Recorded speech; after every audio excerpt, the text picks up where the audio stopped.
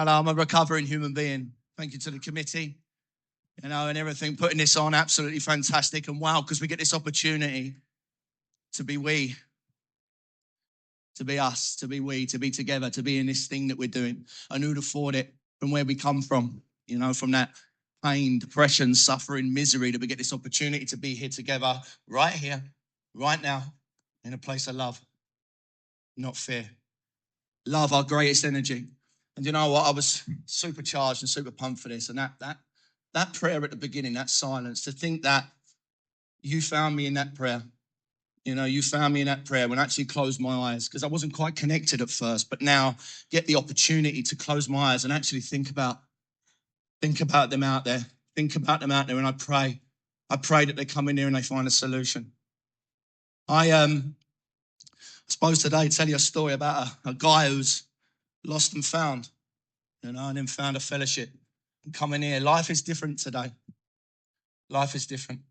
A host of friends, step 12 promises that it talks about, but just this difference in life, difference in the way I walk, difference in the way I talk. I still can't dance. Difference in the way I walk, difference in the way I talk. I even find it hard now to sort of, and I think about the monster, the agent of chaos that lived out there before, so lost. Now to actually have a peace, have a surrender of the soul, have a serenity where I don't even like to shout. I like to keep it peaceful. And life is different today. I feel my footsteps. I feel the heel in the foot. So we come in here. I from a background where I was trauma. Trauma was part of my story.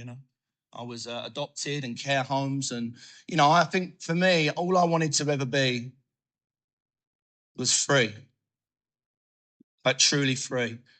And it mixes up as we go through this journey. In the beginning, I'm just this lost kid who wants to get out. I've got a little bit about me, something about me. I want to get out. I want to find happiness. I'm a love junkie. I want someone to give me a cuddle, but that weren't my story.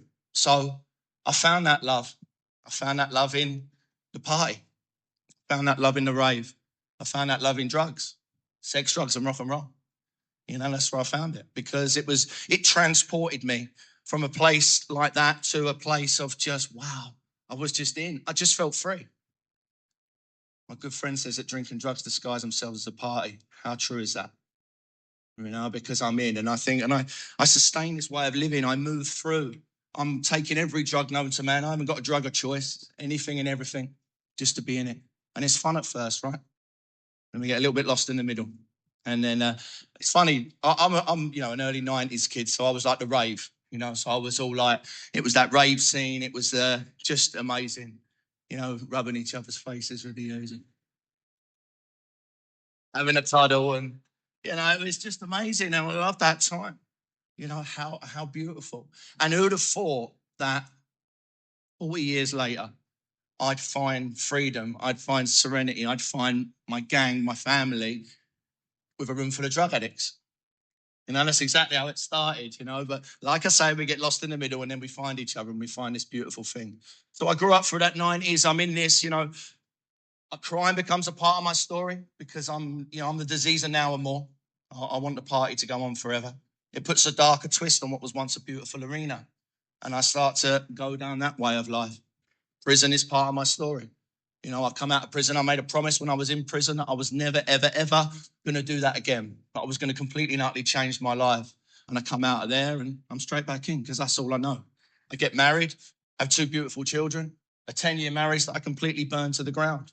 We'll talk about that step 1 process in a minute. I had a very deep experience with step 1. Very, very deep experience with step 1. My wife, my 10-year marriage was, my wife committed suicide because she was a prisoner of my mind and my ways. And she was my best friend, we just got lost. I just got lost. I didn't know. I'm not a violent guy. But I'm always wanting. I'm always needing. I'm always looking. I'm always searching. I'm always hunting. I always want. I'm trying to fill this hole in my soul, which will never be filled from anything. So I'm there, and we're in this thing. So I've got 2 beautiful children. I come home with them. This happens. What do I do in that situation? I run. I ran. I left my kids in the care of a mum and dad. And I tore London apart like an agent of chaos. Poor me. Why is this always happening to me? I just want my life to be okay. Why is this always happening to me? Me. And I met someone else, had another 10-year marriage. And, the same thing. Brother Ralph talks about it beautifully. In the book, it talks about the real Dr. Jekyll and Mr. Hyde. I think that's me. I want the fairy tale, like Pretty Woman. I want the fairy tale. I want the fairy tale. And the problem with me is I'm the dangerous one. I've been to prison, but I'm not the prison guy. I'm the Dr. Jekyll and Mr. Hyde. I'm the dangerous one. I'm the one you fall in love with. I'm the one that your kids fall in love with. And I'm the one that lies in bed with you at night and strokes your hair and tells you everything's going to be okay. And I build all these dreams with you, and your family fall in love with me, and I'm the captain of the football team, and I build this network of love all the way around me.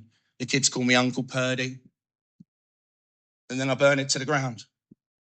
Senseless sprees, I burn it to the ground, and the real me comes out. My character comes out. My defects come out, and I'm grabbing hold of. I'm trying to. You don't love me enough. You don't want me enough. You don't. And this other character comes out. The character that you don't see at the start. And rather than deal with the misery, deal with the pain, deal with the suffering, I run. And I find a new clan. I find a new gang. I've lived in 30 places in the last 40 plus years, People, places, things. It's everybody else's fault. And I'm always running, but I'm always taking myself with me. She left me and, okay, I'm joking. She's my best friend today, and we'll talk about that a little bit later. But she left me, and I literally sunk into a bitter morass of self-pity that I couldn't get out of without a rope around my neck. That's my story. My story is a 43-year-old man that's pissed away anyone that's ever loved him. I've had a host of friends, thousands of friends. When I've had money, when I've not had money, when I've splashed the cash, when I've done all these things, but I'm alone. I put a rope around my neck. I was in the hospital bed, and I remember them saying to me, who's your next of kin? And I couldn't give them a name. Where is everyone? Where's the people that I've surrounded myself with all my life? Where is everyone? I haven't got anyone. And what did I do? I come out of that hospital, I drunk and used. Because that's all I know how to do. I don't know how to do anything else. I don't know a solution. I don't know surrender. I've surrendered 1,000 times. There's nothing out there for me. I was in a 4-day bender when I come in here, and I'll talk about the solution. I'll talk about these steps, the steps that's completely and utterly saved my life. I was 4 days into a bender. You wouldn't know Purdy, because Purdy's the party guy. Purdy's the guy on the dance on the tables and splashing the cash and making people laugh. You don't see the guy that goes home at night, the guy that cries himself to sleep.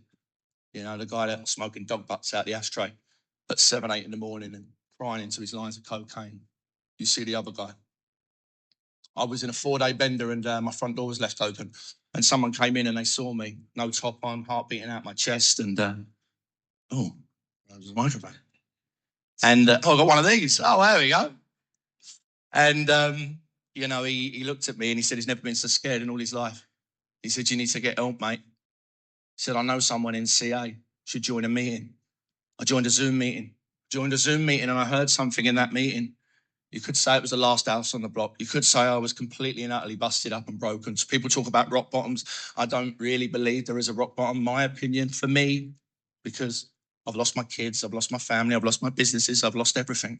I've been in prison, I've done all this stuff. I put a rope around my neck, but it's not enough for me to stop drinking and using. So it's solution and spirituality. So I join this meeting, and I don't hear some big profound spiritual scripture, which I love to listen to, get into now, understand and feel. I heard someone say, you got to get done. You got to get done. Please help me. You got to get done. And she was crying her eyes out. And I felt an energy through that screen, through that Zoom screen, which just hit me. I put my number in the chat. It wasn't a doctor to save my life. It wasn't a physician. It wasn't a scholar. It was a geezer with one tooth from South London. A crackhead. Armed with the facts, armed with the facts. And he said to me, I cried my eyes out. I sobbed like a baby. I said, help me, mate. And he said, you're not a bad person, Paddy. You're just sick like me. Let me show you a way. And we began, we had put this big book in front of me, and we started this work. It's funny how I came into it, because I remember going through that step one process and, reading this stuff and Dr. Jekyll, Mr. Hyde, and, doctor's opinion and obsession of the mind and all these beautiful things as we're moving through, and the jaywalkers and everything else. Oh my God, wow. I look at the things that hadn't kept me abstinent, my willpower, my thinking, money, no money, good days, bad days, frothy emotional appeals, all these. Get another tattoo, Purdy. Only God can judge me. You know what? These things keep me sober for a couple of days, but they're not enough. I've got all the desperation of a drowning man. I'm trying to cling on to anything, people, places, things, just to stay afloat, but I can't. It was an incredible Jim story, page 35. I remember that. I remember reading that. And it was just, again, that moment where it just took my breath away. Not a cloud on the horizon. And forgive me if I mix up my stories in the big, but it's a feeling for me. But it's that he's put his family back together. Everything's okay. And then suddenly, thus starts another trip to the asylum for Jim. And you're like, I couldn't stop. It was such an amazing experience. I felt really in at that point. I really had we spent a long time together. I didn't know about sponsorship. I remember saying to him at the end of it, I went, wow, man, that was incredible. How do I get a sponsor? And he said, I am your sponsor. We've just done step one. But that's the speed. And how beautiful is that? Step 12 in action. We get to be a part of, someone with purpose. And, again, let's talk about that a little bit later. Purpose. Wow. So I'm in. I'm reading this stuff. I'm into this, I'm in the work. I'm doing all the stuff that's asked of me. Step 2, came to believe in a power greater than himself can restore me to sanity. Greater than ourselves. What does that mean? From the insanity of step 1. Lack of power was my dilemma. I had to find a power by which I could live, properly live, not exist. And this is beautiful sort of, I was joining meetings. I was on meetings all the time. I was hearing this stuff. I've always had a little bit of spirituality around music and, getting into that sort of when I was sort of low and down. But, also I remember the rave. I remember the piano tunes. I remember the elation and the feeling from that stuff. So I always had that connection with music. I had number 9 tattooed on that's a Massive Attack album. Oh, Massive Attack album, number 9 on the album, Hymn of the Big Wheel. I'd like to feel that you could be free. Look about the blue skies beneath the green trees, So there was always that little bit of spirituality. But to come in and to listen to this, and to hear the story in Chuck C's book, talks about 2 fish swimming in the ocean. And another fish swims up to him and he says, hey, fellas, isn't the water great? And the 2 fish look at each other and they're like, what's water? So they swim the 7 seas, asking all the fish they encounter what water is. And none of them know what water is. How do they not know what water is? It's all around us. And that's this came to believe. And I love the words. Donna talks about, draw forth the deeper meaning of the words. I hear it and I see it now in the steps. Came to believe. I'm the disease of now and more. I need to believe now. Where is he? Where's this God fella you're all talking about? But we came to believe. I look at the metaphysical magnificence, the universe. Incredible. Wow. I live near the sea, but I've never seen the sea before. That may sound daft, but I'm wrapped up in me. I get to see the ocean. I get to see the waves as they move in. I get to see the waves as they move through the stones and they push out and they make that beautiful sound. I get to hear and feel the wind as it blows through the trees and makes the grass dance and it moves. The flower that opens up in colour and attracts the insect that comes in and makes a sound which attracts the bird which flies down and feeds its young. This cycle of life. I look into the distance, I see the hills, the mountains, the trees, in deserts, thunderstorms, lightning, seasons. Wow. Day turns to night. The stars come out. The moon comes out. The earth that's spinning 1,000 miles an hour around an axis. But because of gravitational pulls, we don't fall off. I'm breathing in oxygen and nitrogen and component particles that are helping me to breathe. Guess what, Purdy? There might be something more powerful than you out there. Maybe. Are you sure? Come on. I'm sitting there in a 1-bedroom flat, off license down the end of the road. I've got no one. I'm so lonely, man. Yeah, I'm thinking about what you're all thinking about me, and I'm trying to think about what you're thinking about me. My world is getting smaller and smaller and smaller. I'm getting lonelier and lonelier. And I love that. There's another great story. Mark Houston talks about because came to believe in a power. It's not just for me that metaphysical magnificence. For me, it's this place. It's you guys. It's what I saw in these rooms. It's what I saw. And Mark Houston talks about a story about a couple that go duck hunting. And they take their dog and he shoots the duck and the duck falls to the middle of the pond and the dog walks across the water, picks the duck up and comes back. Mate doesn't say anything. He shoots another duck, the duck lands in the middle of the pond, the dog walks across the water, picks the duck up and comes back. Still, he doesn't say anything. He says to his mate, he says, "Look, do you know if there's anything wrong with my dog?" And he says, "Yeah, your dog can't swim." Missing the miracle. Missing the miracle of the dog walking on water. That's what I get to witness in here. That's what I get to see in you. That's what I get to see in your eyes. That's what I get to see every single time I put my arms around someone and give them a cuddle. That's the energy. That's the feeling that I get when I hear a speaker, when I hear someone pick up the phone and do a 12-step call, when I hear whatever it is, when I see this fellowship in action, I come to believe that there might be a power greater than me. We are able to get up out of our beds and we're able to do this stuff again. Wow. Incredible. So I'm in, and then we get into this step 3 process, fire the light, hire God. Am I 100% convinced that my life run by me is hardly a success? And with a deep step 1 experience and this hope filtering through that there might be a power greater than me, yeah, I'm in. Again, the word, made a decision. I've made lots of decisions. I've made so many decisions that haven't amounted to anything. It's just a decision at this stage. My will, my thinking, my actions, my motives, my behaviors. Am I willing just to hand it all over? Yeah. Because I don't ever want to go back there. Can't go back there anymore. Can't ever go back there anymore. And I've seen something and I want it. And I'm in. And I don't know what it's about. And all these prayers are put in front of me and I don't get it. I still don't get it. And if you're brand new, I promise you there's freedom in these rooms beyond the walls that we build all by ourselves. Let it go. Keep doing it. Keep moving through. And that's what I did. You can't experience the experience till you've experienced it. I'm experiencing it now. I'm feeling it now. Step 4, searching, fearless, moral inventory. My part, never done anything like that before. The beautiful columns laid out so beautifully, and I get to see my part in it. I get to walk through that and look at it. How does this make you turn up in life, Purdy? Because my abusers, the people that hurt me, the people that abused me, am I at fault? You're at fault because you hold on to the resentment, Purdy. You're at fault because it makes you angry. What does that anger look like in your life? And I start to see the truth.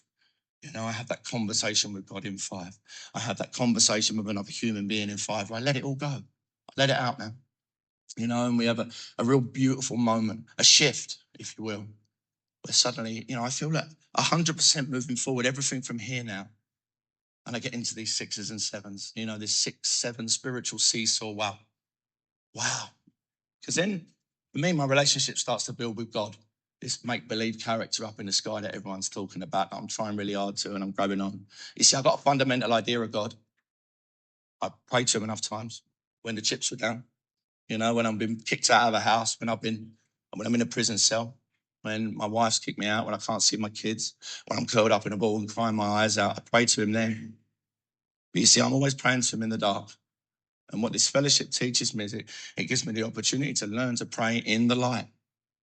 I get to pray in the light. I get to wake up. I get to hand it over to God straight away. Wow. And this 6 and 7 process, entirely ready to have God remove defects of character, humbly ask him to remove our shortcoming. Difficult at first, but I'm in, I'm trying, I'm going. I get it. I understand. I need to get out of the way. I call it 666. It's the way that I deal with it in my, for my recovery. 666. Every time something happens, I'm in 6. We'll talk about step 10 in a minute and how I identify that with awareness, but I'm in 6. I'm angry. Something's happened. I might have a text. I might be 10 minutes late for picking my kids up, and my ex-wife wants to text me back. Drinking again, are you? Using again, are you? Oh, here he is. I thought you were like Jesus Christ now, helping people and all that. Are you not? Are you always going to be 10 minutes late? And it'll continue. I get that opportunity to stop. I get that opportunity to breathe. Brother Young talks about the 4th dimension in the silence. I get to learn how to be in the silence. I get to think. I don't get to answer back. It still continues. I get round there 10 minutes late. And she still wants to go at me, and that's absolutely fine. Oh, here he is. Look at his spiritual beads. Here he comes. He's all happy. I come up, said, next time you're going to be late, just let me know. I'll get my new boyfriend to take the kids out. He's brilliant. He's amazing. He puts shelves up and everything. He's absolutely fantastic. And I get an opportunity, just to put my hands together and go, okay. The old men have been like, oh, where is he? Get him out here. I'll have a little chat with him. I get an opportunity to put my hands together and just go, okay, and take my kids. Hey, guys. And I get to be present and I get to be daddy. And see, what happens is, as this spirituality percolates through me, it seeps into others. It seeps into my ex-wife, and she's not in a program, but she sees peaceful me. She sees a guy that doesn't raise his voice. She sees a guy that walks differently and talks differently and is there for his little babies. Action heals the soul. She sees action. She doesn't see the words anymore. She sees action. And what happens is, over time, she becomes my best friend again. She becomes someone that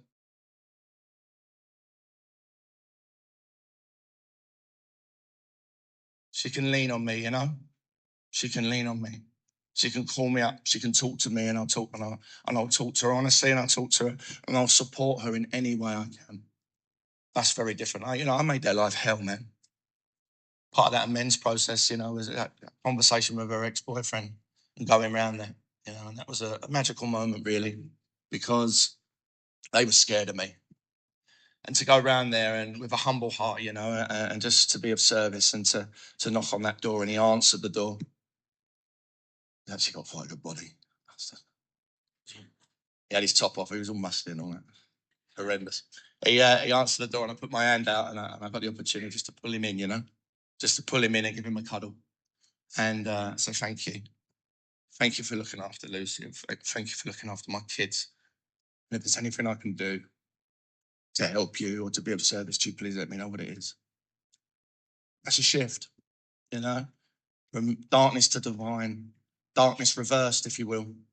A complete switch around, a complete turnaround in character because of these steps, because of this shift from this spiritual seesaw, fight, fight, fight. You don't like me, I don't like you. I don't like me, fight. 66666. Text me something back. Oh, who do you think you're talking to? Don't you know how hard I'm working in CA? About 66666. Devil, devil, devil, devil, devil, devil, devil, devil. That's the way I see it.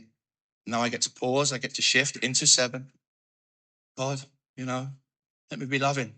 Let me be loving, let me be gentle, let me be kind. Let me see how I can help today. And we start to get into this and I start to shift, and this spiritual training, if you will, starts to change, and it fills my heart with love. The love, and I see it in you guys, it means I can go out there and make these amends. Make these amends to people. There's people that I've hurt, and I think you guys just gave me an energy to go out there and to make those amends. And amends come in many different forms. For me, you get leave me alone. Piss off and leave me alone. The amends is piss off and leave them alone. That's okay. That's okay. I don't have to try and work it out. The same way, though, you get those amends where they go, just keep doing what you're doing.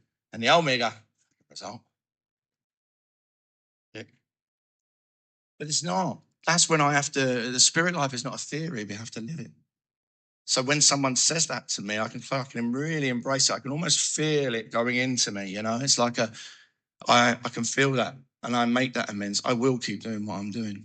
I will keep doing what I'm doing. That's how I make that amends. And there was some beautiful amends made, a beautiful process, and just promises say, you'll be amazed before you're halfway through. Something was shifting inside me, getting it into the 10, 11, and 12, the 10, the discipline steps. See, I'm the type of guy that takes 1 step forward, 2 steps back. I've always taken 1 step forward, 2 steps back. See, what the 12 steps does for me is it allows me to take 12 steps forward, 2 steps back to 10. Yeah, that's the difference. So I'm not on the reverse. All I am is I'm in a place of discipline, a place of awareness. Oh my God, something's going on, because something's always going to go on. The world's not going to change because I'm recovered. Well, I get the opportunity. The problem's not the problem. It's my problem with the problem. That's the problem. So I need to identify that, see it, and go, okay, get into the silence, get into that 4th dimension, have a conversation with God. I love step 10. Check yourself before you wreck yourself. I do so much work there. Step 10 for me tells me I'm in step 6. I need to be entirely ready to have God remove defects of character. I need to humbly ask him, why am I doing this? Because I'm powerless and life is unmanageable. I need to come to believe there's a power greater than me. I hand it over to the care of God. I see my part in it. I have a conversation with God. I lean into the spiritual seesaw of 6 and 7. Love fills up in my heart. I don't need to make an amends because I'm dealing with the thought process now instead of the action. And then I lean into 10, close conscious contact with God through meditation, prayer. And then I lean into my step 12. So I'm so far removed from step 1. What a beautiful way to live. And it's not robotic now. It used to be very robotic. It didn't make sense. Nothing. It was jagged at best. It was. Now it flows. Now it happens within minutes. Now it's just a process of closing your eyes. And it's almost like it can be seconds. From the pause to the rebirth. Wow.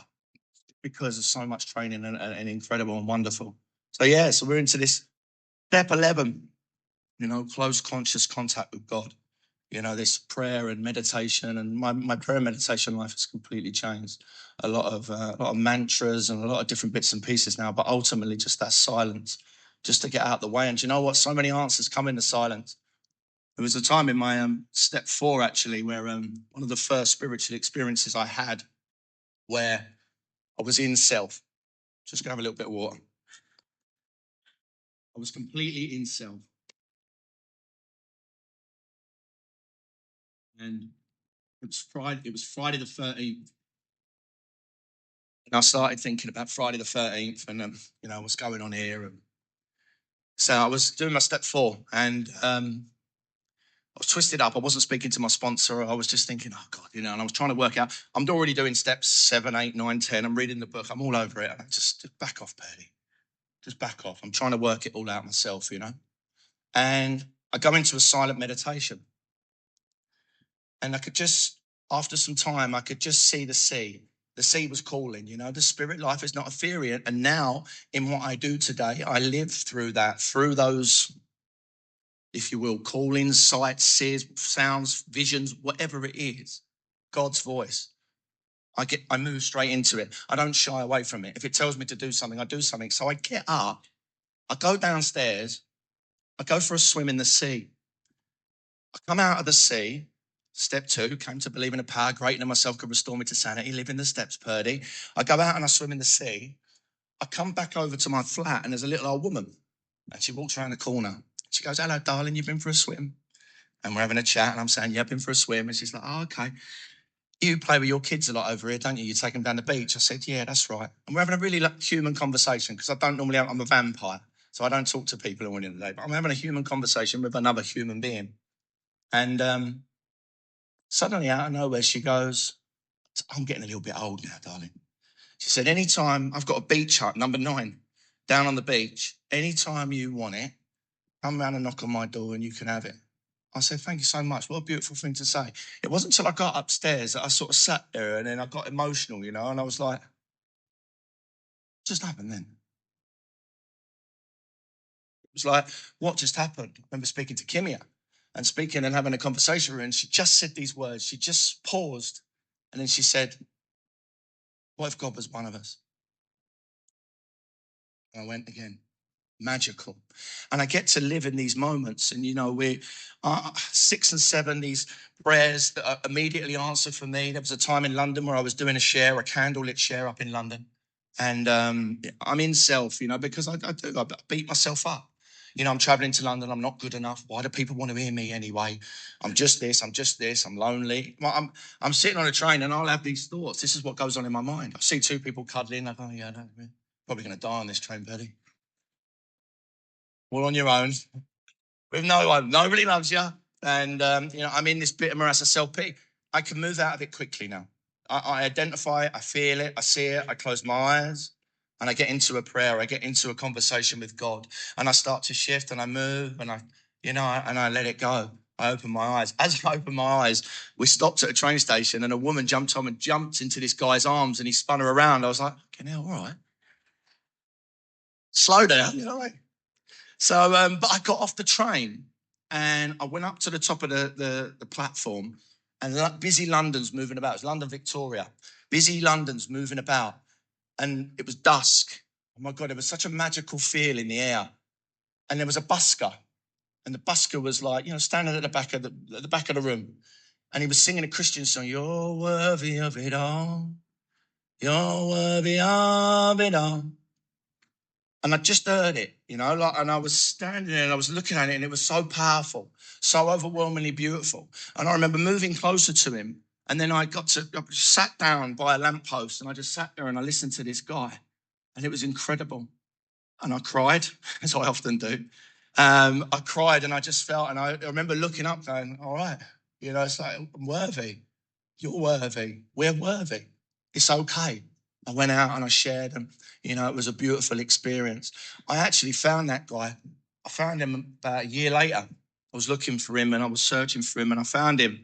And I had a conversation. I went up and had a conversation with him, and just said, look, man, one night I'm in recovery, and I was in self, and I was sitting there in this bit of morass of self-pity. I was sinking into the quicksand. I pulled myself out and I went into prayer. I came out and my prayers were answered, and God shone you in front of me, and I heard and I felt you, and you completely and utterly changed me that night for quite a long time afterwards, actually. And I just wanted to say thank you. Total stranger. He didn't know that. And he said, I'm in recovery as well. And he says, what I do is every Friday night I go to London, Victoria, and that's how I pray to God. He just sings, you're worthy of it all. And he'll sing Christian songs, and that's his mantra, that's his prayer, and that's what he does. And it's like, oh my God, wow. 6 and 7 shows up so many times in my life. I was very fortunate to go out to Thailand just recently. And, what a beautiful experience. Some of this spirituality that we've got now to actually go out there, to wash elephants, to live this life. But not that morning. I needed shorts. Big world problem that. I desperately had to have shorts. But what I was doing is I was picking my kids up at the same time, a similar time. So I got into this thing where I wasn't awake. I was thinking about shorts. I got on the bus. I wasn't seeing people. I wasn't connecting to people as I normally am. Trying to pray it off. I'm sitting there going, I'm sure you can buy shorts in Thailand, Purdy. They've probably got a few pairs out there. But I'm not in that. I'm in self, I'm going to be late for my kids. I get off the bus and there's a little old woman and she's walking in front of me and she's got 2 carrier bags and she's lifting them above her head. I'm like, really? Now? You know how busy I am. And but this step 12, this opportunity, just we naturally lean into, hey, can I help you? Is everything all right? Oh, yeah, please, darling. I take her bags. And we walk about 10, 15 minutes down the road, And when we have this lovely conversation. What if God was one of us? We have this lovely conversation. And we drop off at her house. She gets her purse out, like to give me some money and all that. And she goes, yeah, I'm like, no, it's okay. Thank you, darling. Do you know what? It's truly incredible, this stuff. It's life-changing. In that instant, as soon as I spun around, as soon as step 12 in action, right? As soon as I spun around from helping this stranger, gone. I'm not thinking about shorts. I'm not thinking about all the troubles. I'm not thinking about that stuff. I just get an opportunity, I close my eyes, and I get on that bus, and I go, do you know what? You just get some shorts in Thailand. It'll be all right. But it's mad how we get ourselves into this, whatever it is we get ourselves into self. So I get on the bus, and I can see again. I can see people. Hi, I'm awake again. I'm alive again. I'm having human connection and conversation. And I make a decision. I'm just going to go and see my kids. I go and see my kids have this beautiful moment. And, life is peaceful. There was another time I was on a bus and, again, having this, I gave up. I had a BMW, whatever. Do you know what? I can't even remember. I said all the names of the BMWs. A 530. Nice BMW. I gave the BMW up to get a bus pass. That's how cool I am. That's how cool I am. Too cool for school. Because that's what I was like before. Too cool for school, taking pictures at a certain angle. I don't want that life no more. I've recently been offered a job which pays me a lot of money, which I turned down. Because I want to live a spiritual life and I want to go down a different avenue.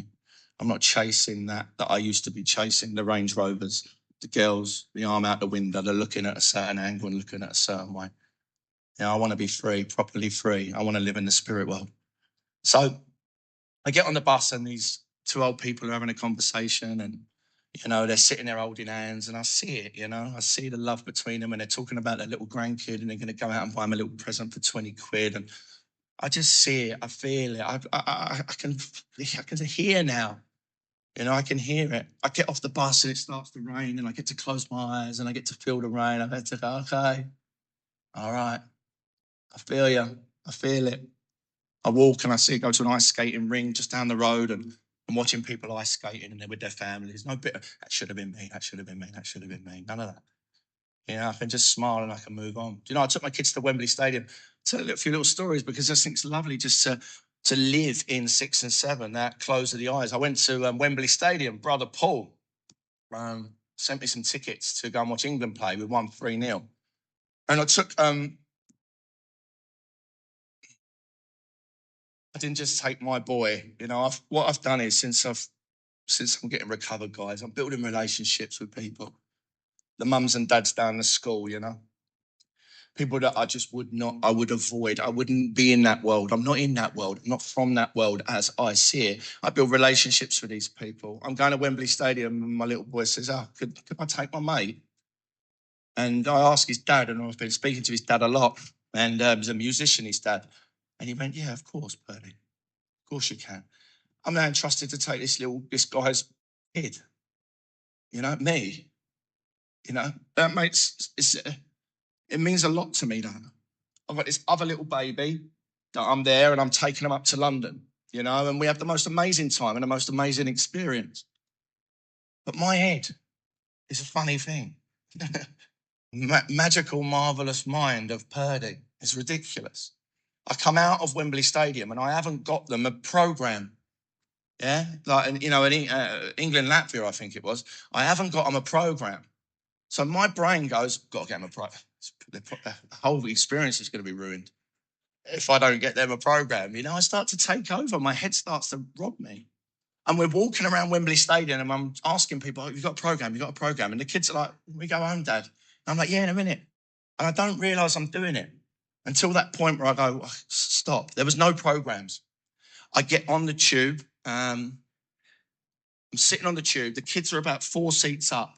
And I'm sitting there on the tube and 2 old boys come in and they stand in the middle of the tube and there's a programme hanging out of his pocket. And I'm sitting there. I wouldn't take it. I wouldn't. But my brain would. So my brain goes, you know, you can have that. Bump into him. I'm going through the whole process. Just bump. He'll probably go like that. Wait till he looks to the left. That's what my brain's doing. Crazy.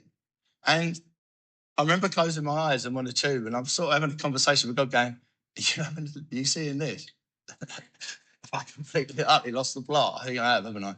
And I'm having this conversation and I get this chance to get quiet, you know, and to just sit there and breathe and I open my eyes and I let that situation go. We get off the tube, we walk out of the tube and a guy, getting onto the next tube and a guy comes round, he says, oh, mate, did you drop this programme? And I said, you know, I've already done the prayer, I've already done the piece. I'm going, yeah, I did, mate, yeah. But I didn't, you know. I said, no, it wasn't, because I'm in a place of peace. I've put myself with the training that we do in this beautiful process that we do. When I go into that pause and that silence, it shifts me. It shifts me, you know. God puts his arms out. I get into God's arms and I'm shifted.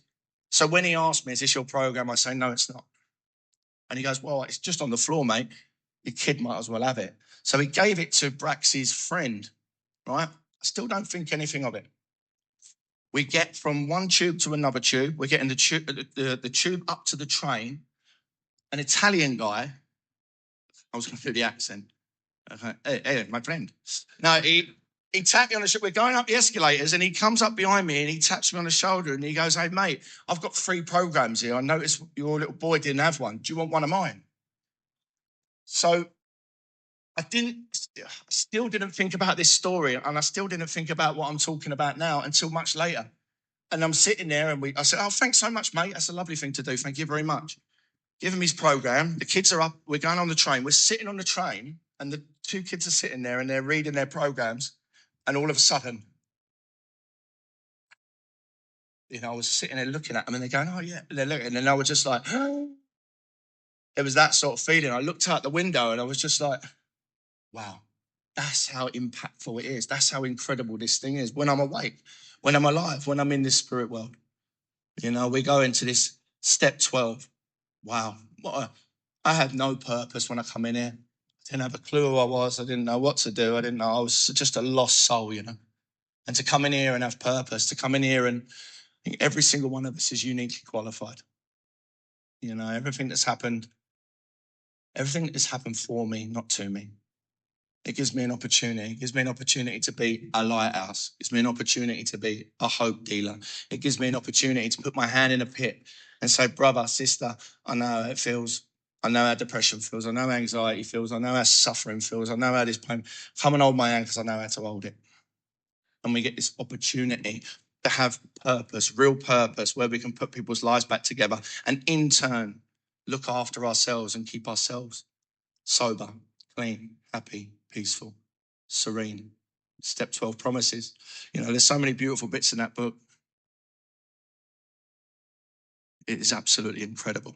Do you know, I feel so blessed and so lucky. I wrote a little 12-step poem, and you know, I'll finish on that because it's. Just want to say, guys, as I will finish on the poem, just I love you very much. Look after each other. Take care of each other. You know, we're here together. Lift each other up, man. Lift each other's spirits up. Gossip, soul murder, slander. We leave it out there. We leave it. We look up. We look after each other. We care about each other. We're here together. You know, so just you know, just thank you so much. And like I say to everyone, this is just incredible. And let's have the best weekend ever. I'll finish on this poem. I'm just gonna have a sip of water. I won't be able to get it out. Okay, so it goes like this. It's funny the poetry thing, because I always think like if I went back into a South London pub now and went, guess what I'm doing now with my spiritual beats on? And go, oh yeah, mate, fucking come out here, whatever, where we are. Boom! I get, you know, I'm not too cool for school today. I don't care. You know, I like to live like this. So, never before could I understand what was going on inside me. The mess, carnage, chaos, rage, when all I wanted was to be tidy. I was ripped apart in a struggle with no one to guide me. Was this it? Am I dead as my soul left my body? Step one, I'm powerless. Why has it taken all this to remind me? Did I forget all the pain and the suffering and that I'm not free?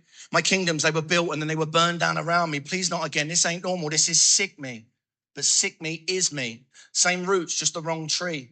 New branches and leaves must be grown to revive me, but I'm scared. Is there a God? So I get down on my knees. Of course I'm here. Step two, let me guide thee. Relieve me from self. Please, God, help me to walk with love in my heart and peace. This is step three. I'm not sure how many times in this rhyme that I said me, but with God and this fellowship, switch that me to we, because we stand together on the shoulder of giants. Never before have I felt such love and defiance, unity, connection, strength with one breath. Now I walk through the valley of the shadow of death. I'm in. God is with me. And you soldiers of war of life struggles, and I'm into step four. Resentments and regrets from a life lived before. Dig deep, my friends, because I know it feels sore. These cuts and these memories, I know that they're raw, and I know it feels strange. We ain't been here before. But God is now with us. You're in the right place. Work hard, be true, release and feel grace. Grace from God as we admit all our wrongdoings, ready to let go and remove our shortcomings, taken right from us to hold up in heaven. Our weight starts to shift through 5, 6, and 7. I'm open, I'm honest, I'm alive, and I'm grateful. 8, 9 comes along and it's tough. It feels fateful because I've damaged myself and so many in my path. My amends to all these people from all the misery and wrath, but be bold, be brave. Just put pen to paper. Let it all out. Be free from the hater. You'll quickly find out this much is true. They'll forgive and they'll forget. The hate's inside you. Be open, be honest, explain all those years. How you were sorry and caught up in addiction and fears. What could I have done different? What could I have said? Lay it all out, man. Put it to bed. Keep an inventory daily and keep a check on yourself. When you're wrong, just admit it. Take care of your health. Step 10 lets us live there. Step 10 keeps things right. For you to succeed, you've got to fight and take flight. But never forget to drop down on your knees, meditate for 11, stay present, stay free. Your connection with God is a power within. Free from all self-loathing, sickness and sin. Keep yourself in a triangle. There's no going back. Unity, service, recovery will keep you on track. Now you're into step 12. You're alive. You're awake. Your life is so bright and it's no longer fake. Get out there. Help people. Give back, men, some souls. This is your path now. These are your goals. A new beginning, a fresh start where your heart now thrives. Get out there and help people. Go save people's lives. I'll finish it here now with me, turn to we, a breakdown of self and a mind that sits free. Thank God, thank my sponsor, and thank all that I meet. I'm happy inside now. I'm back on my feet. Thank you for letting me share.